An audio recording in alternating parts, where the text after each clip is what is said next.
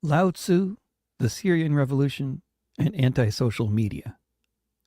Talking about critical analysis of history and current events, or not, and some ancient Chinese philosophy. You can find this in both written and podcast forms on Substack, on Patreon, and at davidrovics.com/thisweek. You can also find it in podcast form if you look up This Week with David Rovics wherever podcasts are found. Thousands of years before Karl Marx was writing about dialectical materialism, Lao Tzu was also approaching the subject of how best to navigate the real world, armed with a deep understanding of the kinds of changes that take place in the world and how best to relate to these changes. In the ancient Chinese text, the Book of Changes, the I Ching, we get a very good lesson in the ins and outs of applying nuanced thought to real life. The idea is basically if you take the metaphor of the world as the banks of a river and the people as the water, if the goal in life is to navigate the riverbanks as gracefully as the river does, then we must know how to act like the water does.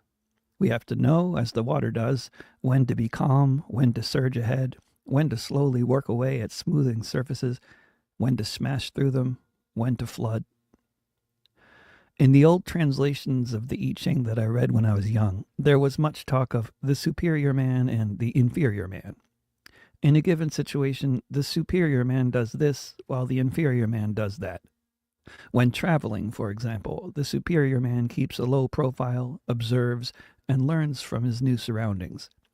The inferior man makes a spectacle of himself, even though he doesn't yet understand the society he's traveling in.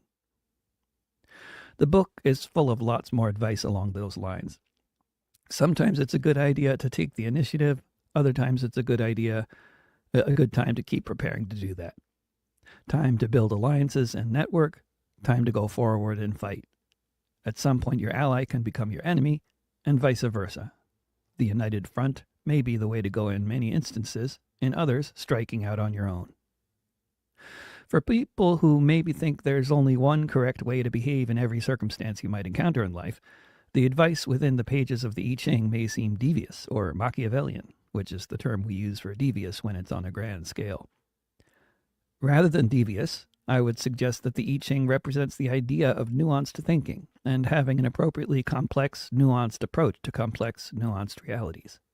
It's an approach to nuanced thinking and action that also holds much in common with Marx's dialectical materialism and Mao Zedong's talk of primary, secondary, and tertiary contradictions and how the revolution or the revolutionary needs to reorient depending on how the lines of the contradictions may be changing.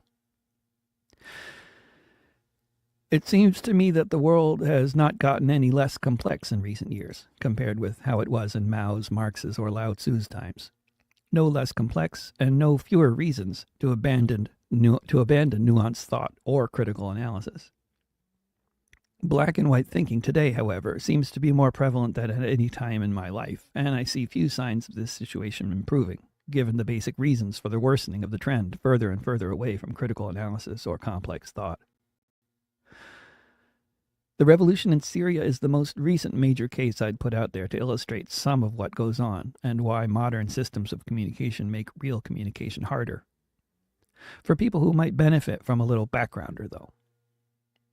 After the defeat of the Ottoman Empire after World War I, the victorious colonial powers did what colonial powers had already been doing in other parts of the world and drew borders between countries they now ruled in such a way as to exacerbate ethnic and religious tensions and to give the colonial powers a more compliant group within the country in question that would do the work of ruling the country on their behalf, and that would benefit slightly from the arrangement as a group.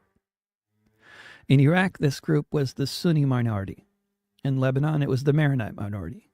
In Syria, it was the Alawite minority. It's always a minority by design with this kind of colonial arrangement.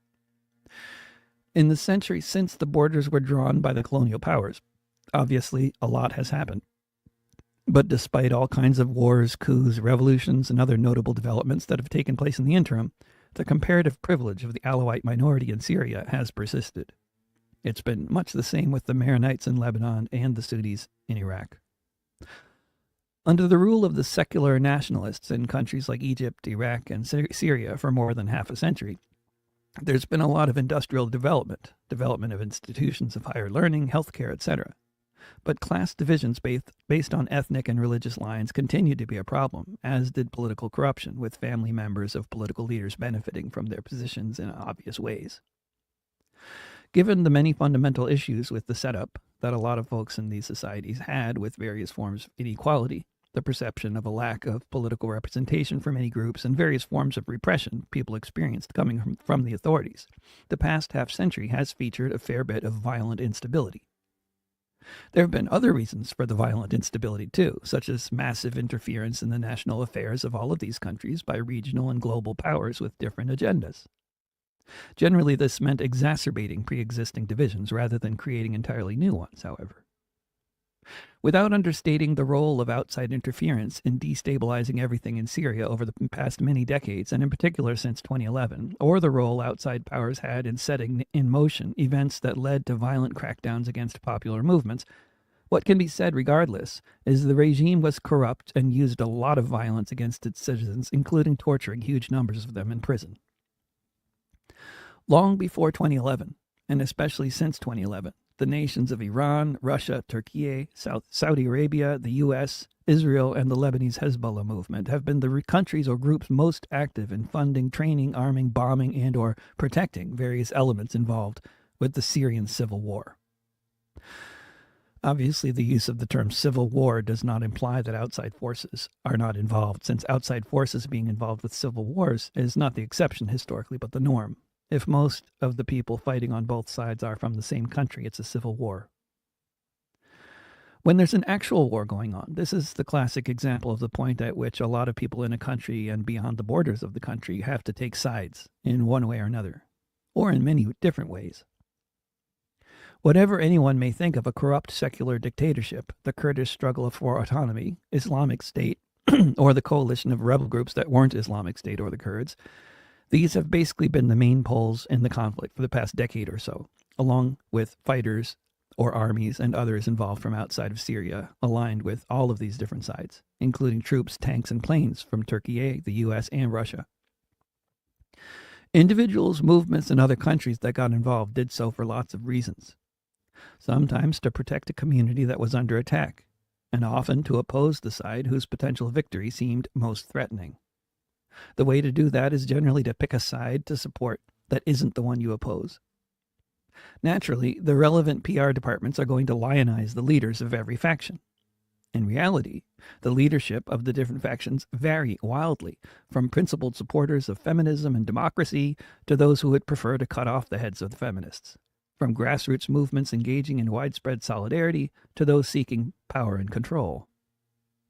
A long time ago, when Russia was part of the Soviet Union, the Syrian government was less corrupt and more believable in laying claim to having a socialist orientation, and it was viewed by many leftists around the world as being part of the pan-Arabist wing of global socialism, which was a phenomenon seen to be led by central committees in Moscow or Beijing by many people.